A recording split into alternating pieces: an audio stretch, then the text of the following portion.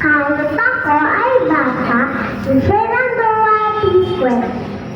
Kahit ako ay bata, at ako ay maliit pa sa aking pamayanan, ako ay halaga, maliliit man na gawain ay makatutulong upang kalinisan at kaayusan ay aking maisulong.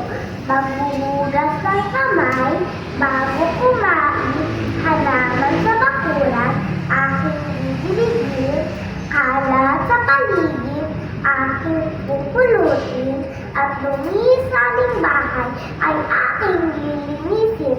Pagtatapon ng basura sa tamang basurahan, pag-iigpit at pagtatanim ng mga halaman, pagsunod sa batas trapiko ay hindi kakalimutan para sa isang malinis at maayos na pamayanan.